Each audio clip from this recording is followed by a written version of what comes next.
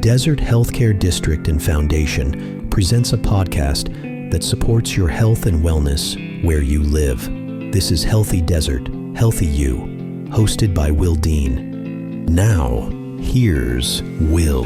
Hello, friends. Welcome to another episode of Healthy Desert, Healthy You. I am joined by two special guests, which is rare for us, but I'm excited to speak with Dr. Roseanne Rosenthal and Marsha Uutela of the California Indian Nations College in Palm Desert. Welcome. Thank you for having us. We're excited to be here. I am so excited that you're here. I was telling you before we started recording that I actually had not heard of the college before I met one of your staff at a recent event in Palm Desert. So for those listeners and viewers like me, tell us, what is the California Indian Nations College? You want to go, Dr. Rosenthal? California Indian Nations College is a college that was started to help promote Native Americans in higher education. Typically, throughout the country, there's less than 1% at any college or university of Native Americans. We hoped to increase that. We are an associate's degree level, so the first 2 years. And from there on, they transfer on to universities. So that's basically how or where we started. When was it founded? In 2017, I actually was one of the first graduates. There were four of us that year. Yeah, there were four. We graduated in 2019. Fantastic. Go ahead, Marsha. So SYNC was formally founded in 2017 under the tribal charter, and it began offering courses in 2018. And we achieved accreditation February 3rd of this year. We're excited about that. That is very exciting. So how many students since 2017, 2018, how many students have actually gone through the programs? Right now, I was trying to get the exact number, but I'll tell you it's over 60 that have gone through it and graduated. Fantastic. And as you mentioned, I'm sorry, go ahead. I just wanted to add in too, we had, I believe about 10 or so get their high school diplomas through us as well. Dr. Rosenthal? It's a little bit more than that. A few more. Yeah. Oh, wow. We're So it's partnered not with just Coachella Valley Adult Education at the moment. And so we are also working with them where we offer a tutoring service for them to go through that program as well. Yeah. So I'm curious, so what are some of the barriers that members of our Native communities are facing in terms of education? I would say one of the biggest, there's several. One of them being employment. They have to work. They have family responsibilities, children, and then their elders as well. You typically find that they're, as they say, the sandwich generation where they have to take care of both. Money is another one. Some of them have been out of school for a long time and want to return. We have a lot of single moms that are also our students. And so we find that because we have virtual classes, that helps out with that, with those barriers, with those challenges. I think too, to add on to Dr. Rosenthal, when I was going through my undergrad, it was scary, honestly. And I started my secondary education later in life. I think our average is 33 years old that start with SYNC. I was 29 when I went for my undergrad, and it was scary. It really was. I didn't know of any resources that were available as a Native student. I didn't know it actually until I went into my master's program, what type of scholarships and things were out there, but also attending university or college. It's scary. For my master's program, I had to go to campus. I was in the middle of my undergrad during COVID. And so it was hard. It was scary not knowing. And that's one thing I really like about SYNC is they're there for you. They're there to help support you. And I think just being scared is a big part of that as well. Right. And I want to go back to something Dr. Rosenthal said about the reason for starting the college. And I did read on your website how important it is to foster a continuation of the culture and the languages and the Native American values. So I'm curious, how do you integrate all of that into your degree programs, or is it just a matter of fostering a welcoming environment with the cultural traditions on display? Tell me how you do that. We have We are focused on Native American student outcomes. We have a very strong Native American centered pedagogy. So all of our classes basically focus on how do we bring community, how do we bring culture, how do we bring the language into our classroom. And we spent a lot of time preparing for that or developing courses that will incorporate that. I'll give you a great example. A lot of people think that science is not part of the Native American culture or anything like that. And so I teach anthropology, and for my physical anthropology, we talk about evolution. But what I do is I actually send my students out to talk to elders and ask them what their perspective of evolution is. And so they give us, so we really bring in that knowledge that our elders have to help us learn about these things, because Native Americans we are scientists, we're engineers, we're mathematicians, we're healers, we have pharmacology, all of that. And bringing that to light and bringing that to the surface to show the students we have this already, and have them be proud of their culture and their people, that they had such an impact on society and the world. I think it really gives them like, wow, this is a space for me. So that's basically our focus. So it sounds like it's a merging of tradition and natural knowledge with science, with academic education, which is very rare. One thing that came to my mind when I first heard about sync, I'll call it sync. Marsha's been calling it sync. When I first heard about it, is I thought about the historically Black colleges and universities in our country, and they're facing some threats and funding shortages and that possibly more. But one of the questions that comes up for anyone who's gone to an HBCU is, can I attend if I'm not considered a Black student? Do you get that question in terms of, can I attend sync if I'm not part of the Native community? And how do you answer that?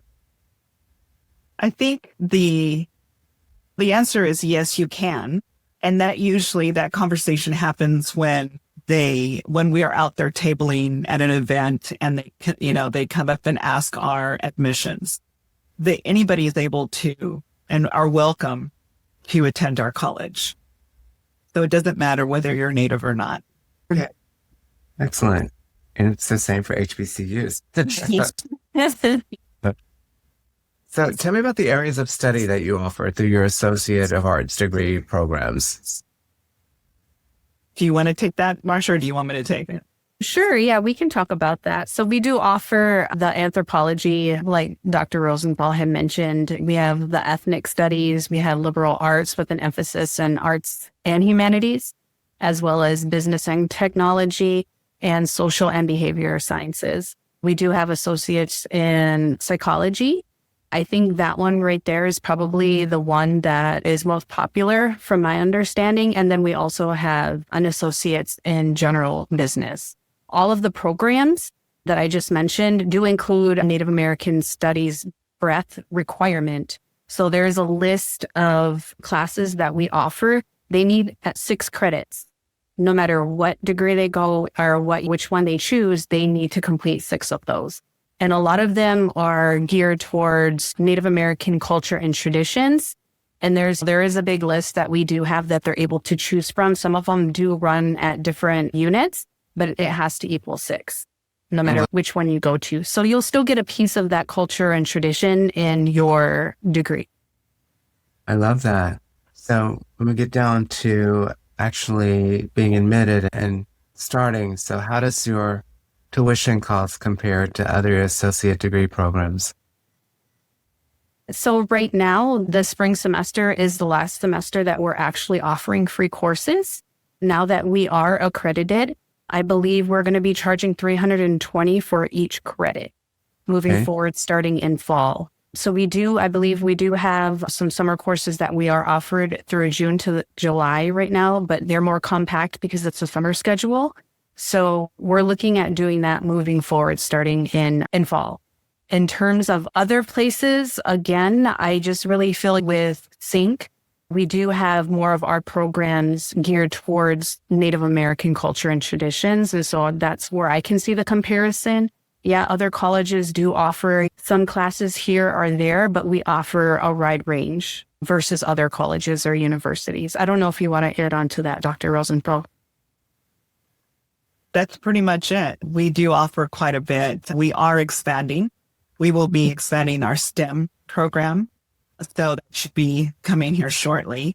We do have a biology, but we're looking to expand the sciences as well. I was on your website and I read about the founding committee members who now have an advisory role. So what types of things do they advise you on? There are board of trustees.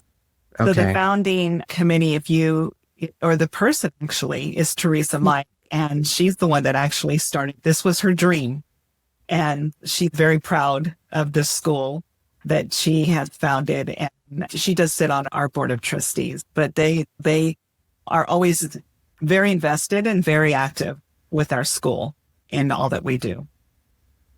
Now, I do know the Mike name is being affiliated with a local tribe, which I think is important to name in the episode. Which tribe is that? Band of Mission, yeah. So it would be 29 Palms Band of Mission Indians. They did contribute a large amount of money to get us off our feet and get the college going.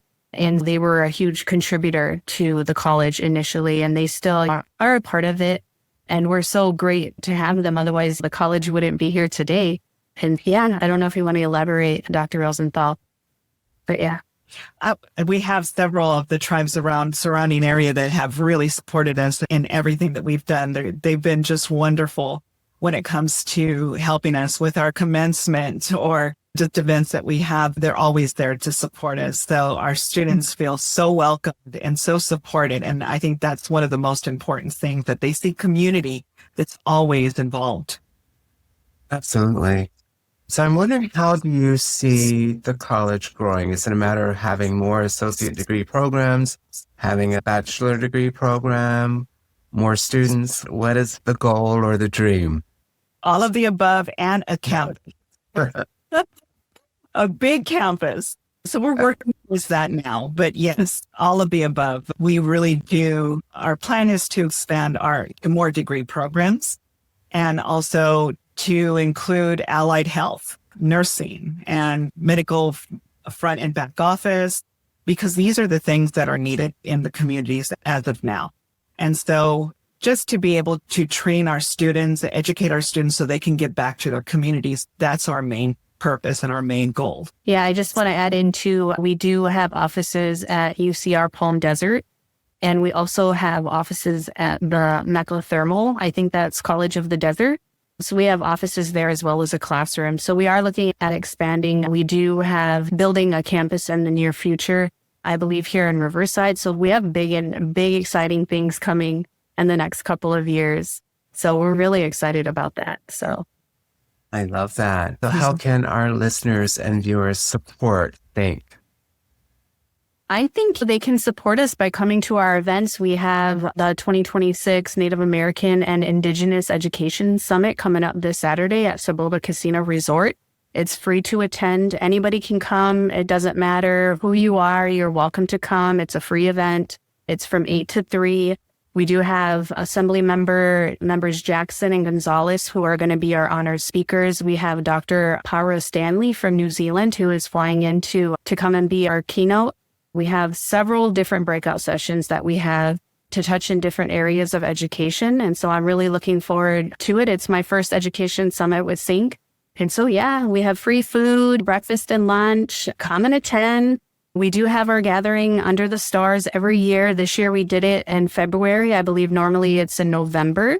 And that's also free to the public as well. And we have a lot of different vendors that come and sell their items, whether it's Native American, that type of thing, or if they just have something that they would like to display. We have a lot of vendors that come as well from different colleges and universities in the area. We even had UNLV in February that attended. Yeah, so just keep an eye out for any of the events that we hold. Normally they are free to the public. And follow us on our social media. We're on Facebook, we're on Instagram, we're on Threads, we're on TikTok. So at Sync College, follow us. So yeah, that's how they can come and find us. And you have a website, which is cincollege.org. Yes. Lots of great information there. I want you to speak, and maybe it's anecdotally, but I'm curious about when you get an associate degree, a lot of times the goal is to pursue a bachelor's degree then in higher education. From there, how does being at Sync, what are you hearing from students and how they feel prepared for that next step? Okay. I can jump into it. I think 67% of our students that do come to Sync do graduate on into a 4-year institution. And so we do have this program called Pathbreakers program, and every Sync student is enrolled in that program, and there's different tiers to it. We are currently adding on to it. I think we're on up to 5 tiers currently. And so what we do is even after they graduate with Sync, we help support them even at the 4-year institution at a minimum of 3 years after they graduate with us. So it's important. Like I said, it is scary. It is scary. And I think that's why a lot of our students come to us, because we're there to help them. No matter what it is, no matter what the situation is, we're always there to help them even after they leave us, graduate and leave us. And so I think that's another piece that really draws them in with us. And like I said, it is a minimum of 3 years that we help them. And so just making those connections. I know some of our advisors go out to different colleges and universities and do tours with them and introduce them to folks there, whether they have their own Native American department there, they're introduced to those folks. So that when they do go, they know a familiar face, they know who they can talk to. And so that I think is really a huge important piece to that program. I don't know if you want to add, Dr. Rosenthal, is just some things that I've been learning since I've been with Sync. I started January 5th this year, so I'm still new. So I'm learning as I go, but that's just some of the stuff that I've learned so far. I don't know if you want to add to that. Most of our students that have applied to transfer to 4-year, if not all, at this point it's all, have actually, they've been accepted to 4-year universities. We have students that went beyond their bachelor's. We have some in the master's programs. I got my PhD after I graduated from Sync.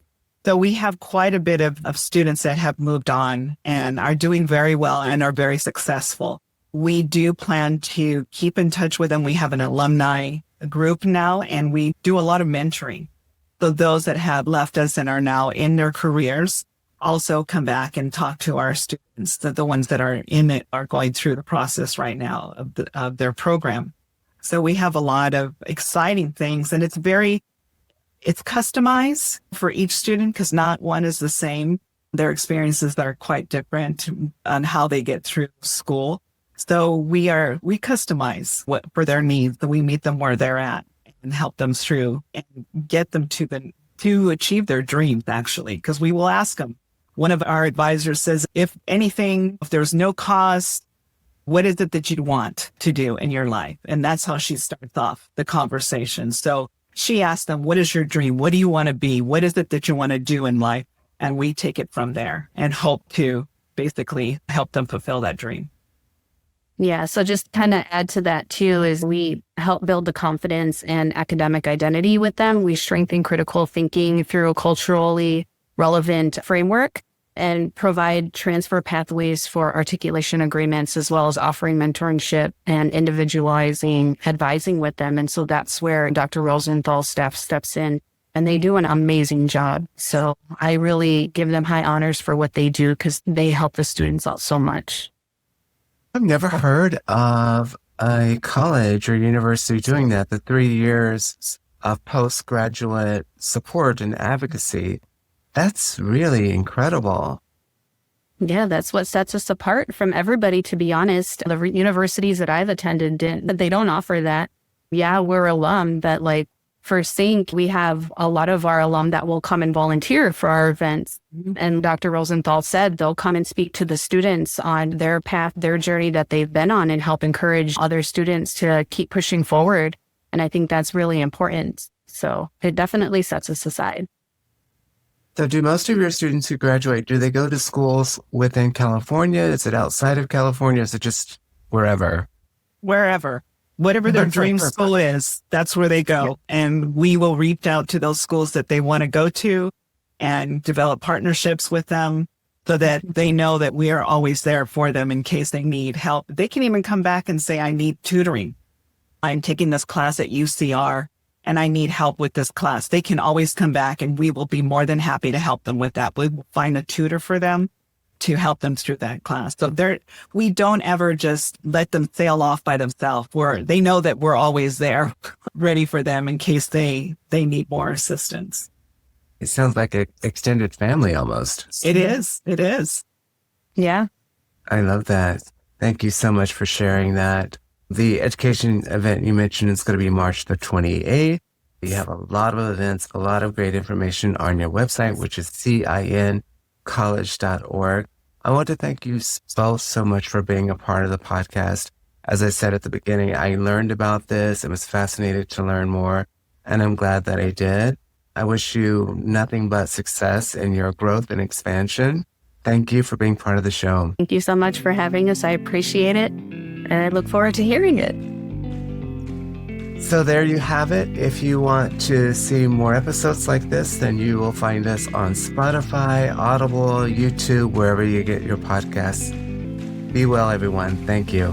Thank you for joining us on this episode of Healthy Desert, Healthy You. This podcast is a production of the Desert Healthcare District and Foundation in Palm Springs, California. For more information, please visit the website dhcd.org. Our annual conference site is healthydesert.healthyu.com. This podcast is available at most major podcast portals, including Amazon Music, Apple Podcasts, Audible, Captivate.fm, Spotify, and YouTube Music. Thanks for listening. Be sure to subscribe.